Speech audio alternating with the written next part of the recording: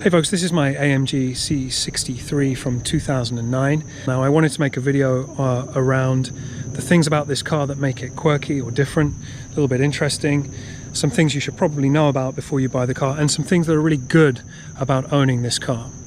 The other reason I wanted to make this video is because if you Google ownership or review of this car, then you're going to find a lot of things about the engine and how fast it is and what you need to do to maintain it, etc. But you won't find some of those usability bits and pieces that I want to talk through now. I've had this as a daily driver for a few years now, and let's see here. I've done 670 hours in the car and almost 20,000 miles. So let's just start with some of the things that are notable. And the first thing is, if you're attracted to this car, you're probably attracted to the design of this car. And you see this kind of line that goes straight down the hood. Well, we've also got this line straight down the center of the license plate holder. If you have the OEM license plate holder, it will have this bend in it. And you have to bend your license plate to make it fit. And that line continues here, here, here, right the way down the middle of the hood, and then into the cabin of the car.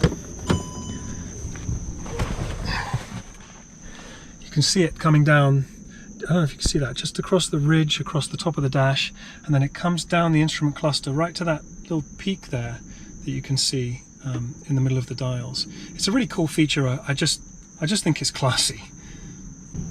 But I remember when I first got into this car to drive it, I was coming from a same year, 2009, BMW E92, and this car just felt super, super heavy.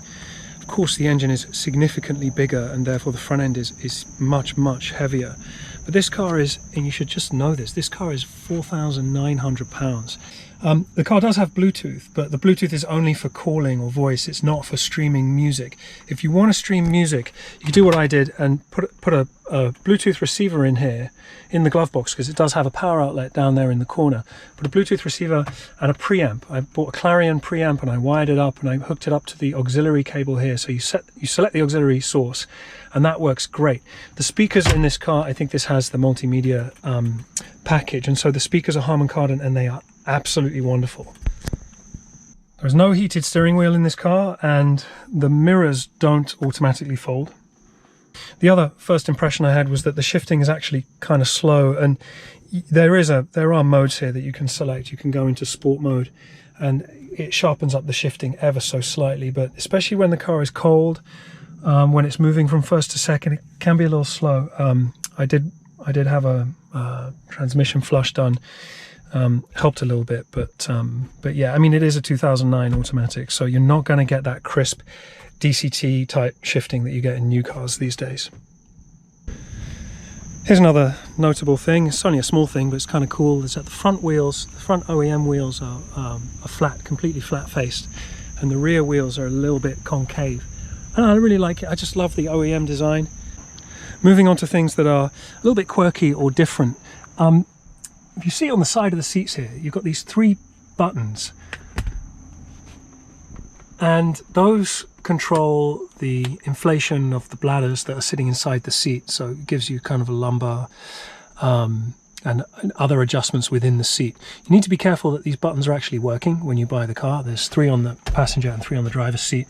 Mine weren't working. The way to get them fixed was to rewire the loom effectively. I had to do that at the dealership. So those buttons are kind of a different feature, and they're kind of in a weird place. Just give them a try before you buy this car. Make sure they work. Another quirky thing is this display. When you first come into the car, this is the display that you get. When you turn the car on, display stays the same. That's the trip distance and the odometer. And you can scroll around from here to the display that you want. I like this one. It tells me the temperature of everything. But when I turn the car off, it goes back to the original display. Turn the car back on, stays on the original display. It doesn't remember what you've done. Another quirky thing is the mirrors, these 3 mirrors. You get dimming mirrors with this car, but it's not really mirrors, it's mirror. Only the left mirror dims. The rear view mirror and the right passenger mirror don't dim at all. I'm not quite sure why that is. It's not like I don't get headlight glare in these 2 mirrors. I guess it's a cost-saving thing, but I found that a little strange. Another quirky thing, it's a little different, but not bad at all, is this. This button is the is the sunshade. Let me just turn it on. If you press that, you get this sunshade that comes up across the back. Pretty cool to have in an AMG. As I said earlier, we've got the multimedia package in this car, and that also comes with this PCM-CIA slot for playing your own music. I don't think many people are using the PCM-CIA format anymore, so what I did was I plugged in an SD card adapter, and that brings me back to a place where I can use a micro SD card, and that works quite well. So you need two adapters to get there, but it does work. So I'm going to leave this in the car when I sell it. The other thing is the music input. Again, with the multimedia package, you'll get this iPod adapter. I'm not a big Apple guy, but I don't think they use this format anymore. You can just pop the side here and switch that for a regular 3.5mm jack auxiliary input, which is it's pre-wired for that, which is really, really cool. And that's what I used when I had my preamp and my Bluetooth receiver here in the glove box. And while we're here, look at this thing. If you can see that, that is a nozzle that can be turned on or off, and that is for your AC. So if you have AC on in the car and the glove box closed, you can actually have the AC get piped into the glove box to keep whatever you have in here cool. I think that's a pretty cool thing. I mean, that's just one of the quirks I think you probably get on a few different Mercedes, certainly across the W204 line. And while we're talking about Mercedes specific quirks, here's another one. And that's this little latch in the trunk that you can use just to hook it onto the rear of the car, so that you can actually get into the bay and do whatever it is that you're doing. Again, I think that's common across a lot of Mercedes. All right, what's next? Here's a good one.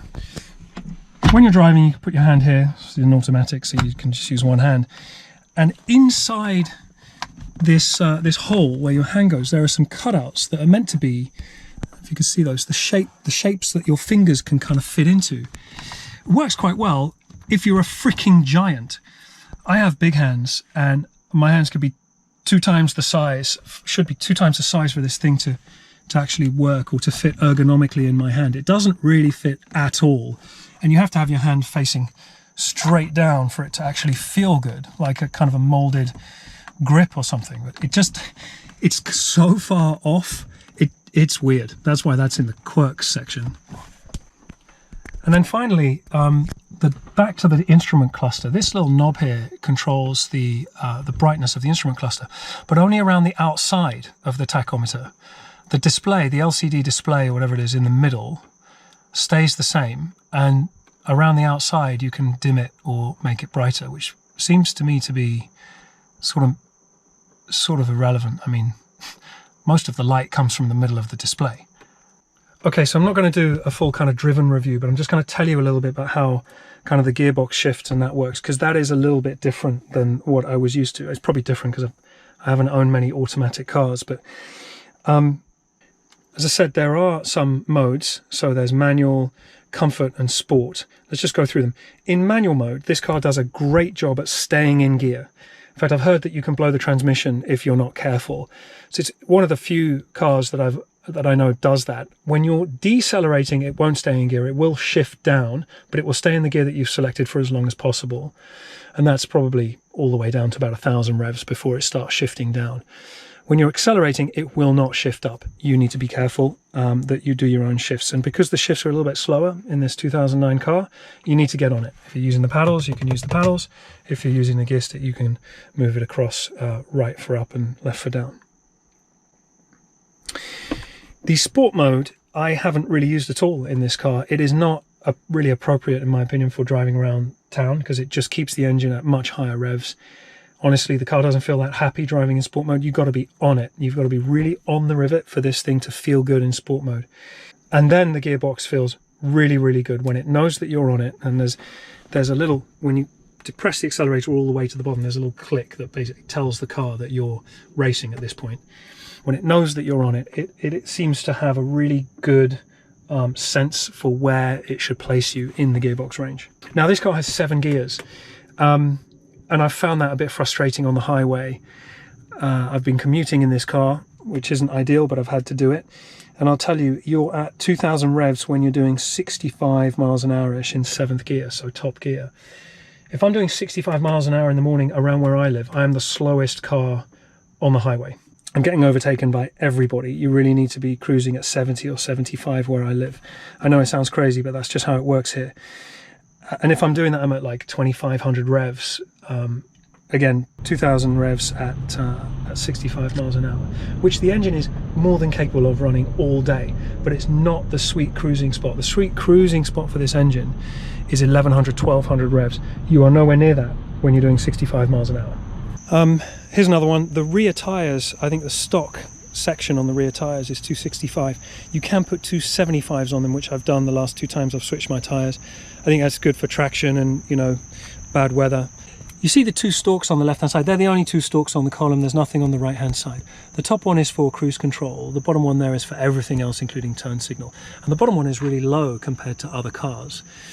If you get in this car to drive it for the first time and you're not used to it, you're going to be trying to make a turn by pressing this this top cruise control signal. The bottom stalk is really, really low, and I think the reason they did that was to get it out of the way of the paddle. For me, it works quite well once you get used to it, but if you're new to the car, it's likely that you're going to make that mistake. Here's my list of things that are not so good, or just things you should know about before you buy the car. And one of the big ones for me is wind noise coming through the doors stroke windows at the front. I spent the first few months of ownership just checking that the front windows were closed whenever I got up to speed, because I could just hear the wind coming in.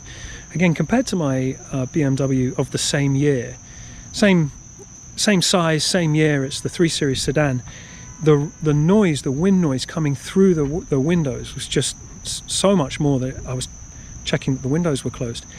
And that never really stopped. I mean, I've owned this for quite a few years, and occasionally now I still check that the windows are closed while I'm driving. Now, back to these seats. These are not W204. These are specific to the C63. And while there is a bunch of adjustability up and down, and with the internal controls we talked about earlier, the headrests don't move at all. Now, if you're a bit taller like me, 6'2", the back of your head actually touches almost the top of this seat, and the place where your shoulder should go is completely out of whack with the design of the seat. I don't think I could take a whole day road trip in this car as a result. Again, no adjustability for the height of the driver within the seat itself. And then if you are 6'2" or taller, your head is also going to be extremely close, or maybe touch the roof, depending on how upright you have the back of the seat. I like the seat pretty upright. I like to sit pretty close to the steering wheel. And so my head is pretty much touching the headliner if I sit up straight, or or the cover there under the sunroof. All right, let's talk maintenance, and we'll start with oil change. If you want to do the oil change on this car right, you need to drain the oil cooler at the front, which contains a quart, and then the engine, which will contain the remaining 9 quarts. And to do that, you have to remove 3 shields under the engine to get to everything that you need to do that. If you don't want to drain the oil cooler, you have to just remove 2 shields, I think it is, under the engine. It's a pretty involved process. You need a few different tools. The filter here is at the top, so that's actually easy to get to. But it takes a little while as a result. So, even if you have everything ready to go, it's probably going to take you around about up to an hour to do everything start to finish. And then it's costly as well, because you've got to use a special kind of oil if you want to be, look after your car, and you've got to get 10 quarts of it, plus the filter. You get well over $100 just in parts, just in materials for an oil change. And of course, because you're doing the oil cooler at the front, you need two crush washers of different sizes, and there are 2 drain plugs as well. Right, so that's oil changes. And then in terms of other maintenance, I really recommend you should just give it a shot yourself. Air filters, cabin filters. I made a video on how to replace the air filters here for the engine. I did have to remove the radiator fan to get to some pulleys at one point, and I found that actually really tricky because everything is really packed in the engine bay. Had to draw the line there and take it to a mechanic. But other things, especially things that are would be the same across the W204 model, you should do yourself. Even actually the brakes and the discs, I know these are specific to the AMG model, but it's very easy to work on that stuff. I was quoted $2,000 for brake job, which would include the rotors, and I didn't actually need the rotors, and I just did the pads myself. I bought them for about $220, all the pads.